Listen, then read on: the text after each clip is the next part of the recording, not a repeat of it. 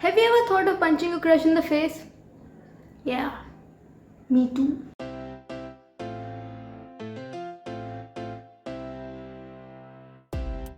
Hi guys! Welcome back to my channel. This is Swasti Jain and you are watching Blossom Phoenix. You know what's the most annoying thing on the planet apart from a younger sibling and a whammy crybaby, of course? Crushes. And you know what's even more annoying? Having a crush on someone.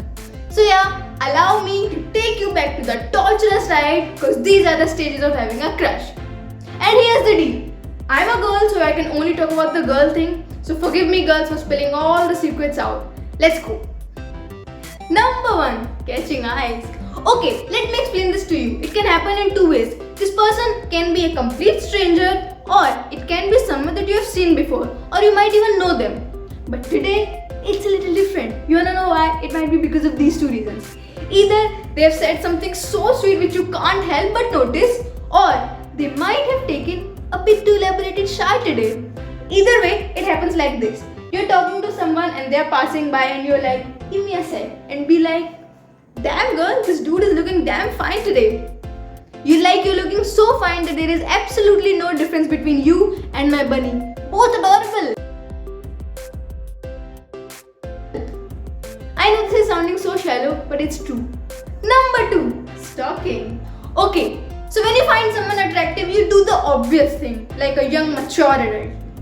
You stalk them. So you take out your Instagram. Well, I personally do not use Instagram, but that doesn't mean that I never did. Anyways, you start doing your research. 3-year-old post check. Well, true story. Tell me in the comment section down below how many of you have accidentally liked your crush's picture of 3 years old or even 4-year-old and wanted to kill yourself. It happens to the best of us. So anyway, 3-year-old post check. 114 highlights check.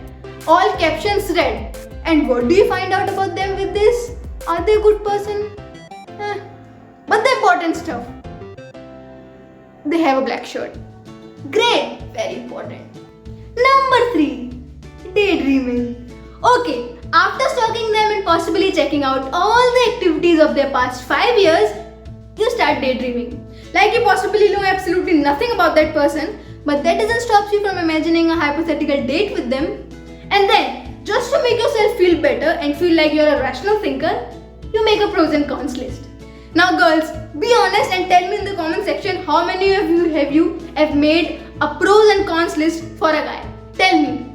So yeah, this is what the list looks like. Pros, fine jawline, check. Weenie hands, check. Black shirt, check. Cons, never mind.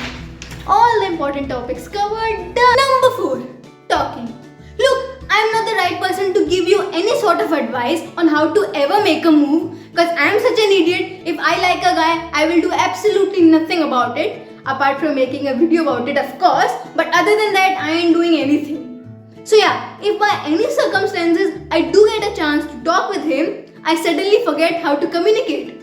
Like, it's like a before and after version of Rohit in Koi Mil Gaya. Like when he's not around, it's like Jadoo over there is having his sun bath and living his life, and hence I am killing it. And the moment he's around, it's like a sudden solar eclipse and Jadoo is dying of starvation and I am behaving like a hot effing mess and doing this. Who wrote this masterpiece? Me! The level of accuracy, I must say. So talking, that's not happening. So what's the other option? Texting. Do not even get me started on texting. Texting with your crush is so complicated, like why don't they teach us in school? This should be part of our curriculum. My conversation skills goes back to 0 and I am so confused, like how do you start a conversation again? Should I write an HR or is this coming across like I don't care vibe, or should I put 2 eyes? Or maybe is this like I'm too excited? I think I should just write an hello. Or wait, is this like too formal? Crap, I sent him a GSK. And that poor fellow is so confused, like, hello, what's going on?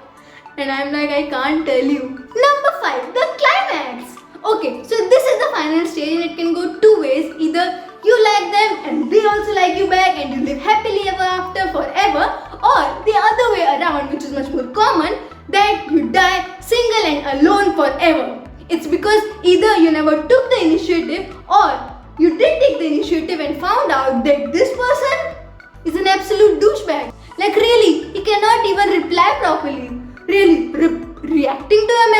like a provided convenience for you to being rude. Thanks, Musk. Okay, let me break it down for you guys. Don't be like too easy, cause that's a whole another problem altogether. Cause ain't nobody got time for a Casanova.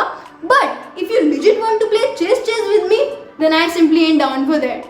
It's because you I'm finding fine for the past 8 days. But you know who else I find fine since the back of the time? It's me. So bro, don't make me forget you and get your ish together and behave like a gentleman who is worth crushing on. So make an effort or at least appreciate the effort. Okay guys, then your life goes back to normal, eating a tub of popcorn, rewatching those stupid rom-coms who gives you these unrealistic expectations in the first place. But hey, don't get me wrong, I have the most consistent crush since my childhood. Or even this man. And you know what? Double tap. Cause ain't nobody regretting that. So yeah, crushes are fine, but you know who else is fine? It's you.